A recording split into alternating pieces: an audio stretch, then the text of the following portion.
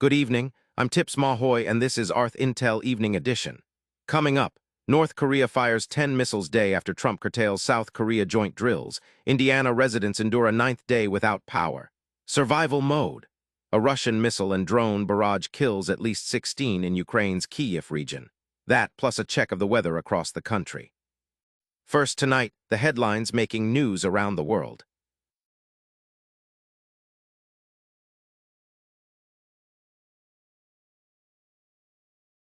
North Korea has launched about 10 short-range ballistic missiles toward the sea, according to South Korea's military, a day after Pyongyang shrugged off President Trump's move to scale back joint U.S.-South Korea drills. The missiles were fired from the Pyongyang region around 5 p.m. Thursday toward North Korea's eastern waters, and were detected by both South Korea and Japan. South Korea's Presidential National Security Council held an emergency meeting and urged North Korea to halt the launches, which it says are banned under UN Security Council resolutions. The move follows Kim Jong-un's sister, Kim Yo-jong, dismissing Trump's decision to reduce the drills as not worthy of comment, even as she said personal relations between Kim and Trump remained still excellent. Tens of thousands in northwest Indiana are entering a ninth day without power after the deadly AUG. 11 storm, throwing out spoiled food and lining up for hot meals. NIPSCO says 68,000 customers remain in the dark, mostly in Lake County, though the utility has restored power to more than 306,000 others since the storm hit. Full restoration isn't expected until Tuesday in some places, including Gary, where schools remain closed and residents describe growing frustration. 9 days is a long time for a community to be without power, said Courtney Page-Tan, an Indiana University Indianapolis professor who studies community resilience. Russia unleashed a massive overnight barrage of missiles and drones on Kyiv and the surrounding region, killing at least 16 people and wounding about 40, officials said Thursday. Ukraine's Air Force said the attack struck 28 locations across the country, with emergency services reporting 15 deaths in the capital and 1 more in the wider region. President Volodymyr Zelensky said the strikes damaged 30 apartment blocks, a school, a children's hospital, and a kindergarten, calling it a massive attack, that Russia had long been preparing to inflict maximum damage on civilian infrastructure. More than 38,000 people, including over 2,000 children, sheltered in Kyiv subway stations overnight as air raid warnings lasted until after dawn. Now to the political stories making news this evening.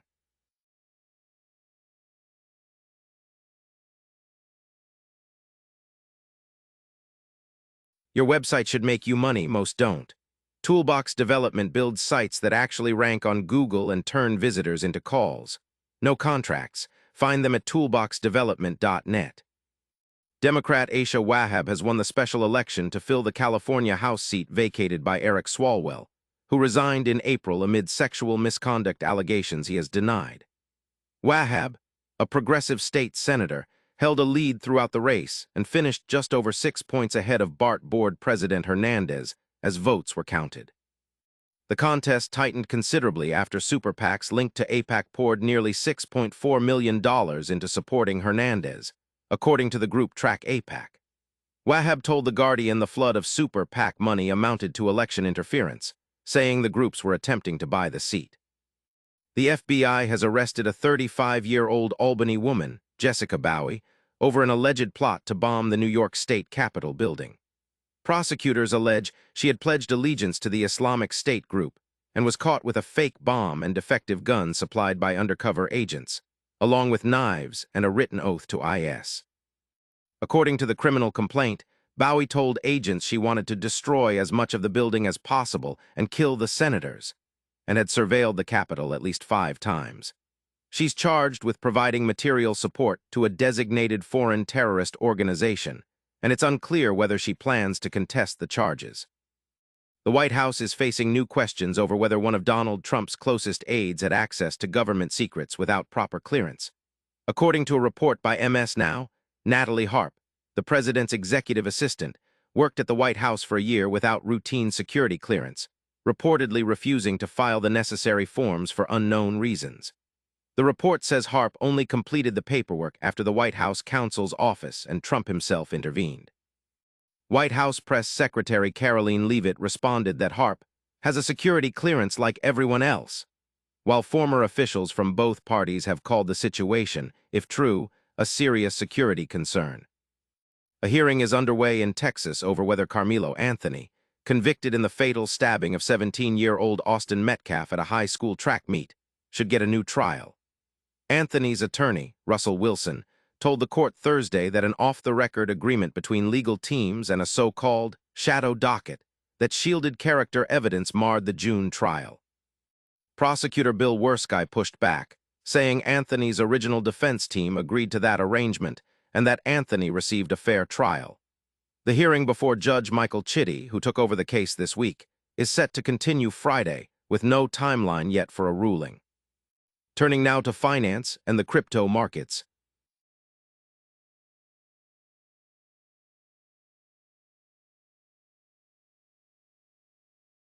This spot is available. ArthIntel reaches a daily news audience on the Evening Edition and across ArthIntel.com. To advertise with us, visit ArthIntel.com. Wall Street sold off sharply as the Treasury Department's emergency debt buyback failed to calm surging bond yields. The Dow Jones Industrial Average dropped nearly 704 points, dragged down by a 9% plunge in Walmart shares after the retailer missed sales expectations and cut its earnings forecast. The S&P 500 and Nasdaq also fell as the 10-year and 30-year Treasury yields climbed back above pre-buyback levels. Adding to investor unease, oil prices jumped amid rising U.S.-Iran tensions, with Treasury Secretary Scott Bessent telling CNBC the U.S. plans the toughest sanctions in history against Iran.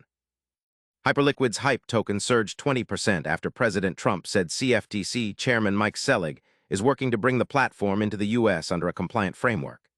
The token jumped from around $59 to $72.30, triggering $54.4 million in liquidations, with short sellers taking the brunt at $48.16 million, according to CoinGlass.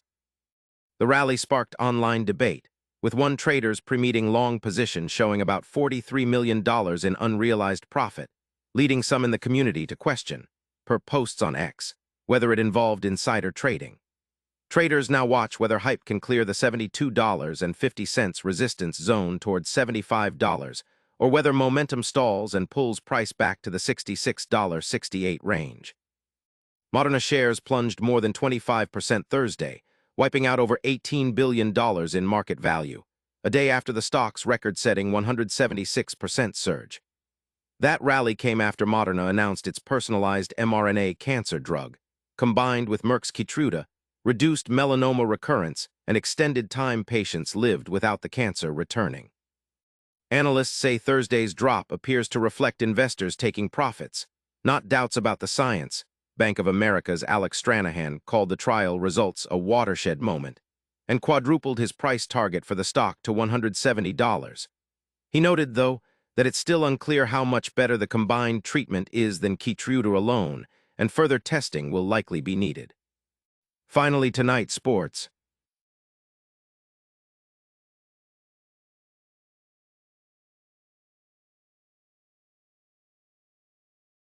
Virginia running back Solomon Beebe was arrested Monday and appeared in Albemarle County District Court Thursday, facing 3 Class I misdemeanor animal cruelty charges tied to 3 separate incidents. According to the Daily Progress, a housekeeper at Beebe's apartment complex allegedly witnessed him punch his pet pitbull twice on August 12th, with another alleged incident from August 10th investigated by the county's Animal Protection Unit. Albemarle County seized Beebe's dog on August 13th, and he was released on unsecured bail. The University of Virginia says it does not comment on ongoing criminal proceedings, and Beebe's availability for the Cavaliers' season opener against NC State remains unknown. Joe Burrow got into a rare scuffle at Thursday's joint practice between the Bengals and Bears after Chicago's Dayo Odeyingbo grabbed his jersey and wouldn't let go. Burrow later said, quote, "Shit happens. That's how practice goes sometimes," and admitted it was his first scuffle since college. Teammate Jamar Chase said the team needs to protect their quarterback. On defense, new Bengals tackle Dexter Lawrence turned heads, sacking and later intercepting Bears quarterback Caleb Williams, who called Lawrence a force to be reckoned with. And finally, here's a look at temperatures across the country right now.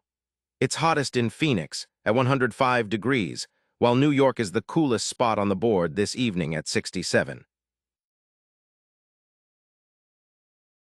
That's ArthIntel Evening Edition for now, 12 stories coast to coast. I'm Tips Mahoy for ArthIntel, signal over noise. If you appreciate data over drama, subscribe and hit the notification bell. Visit arthintel.com for detailed news updates.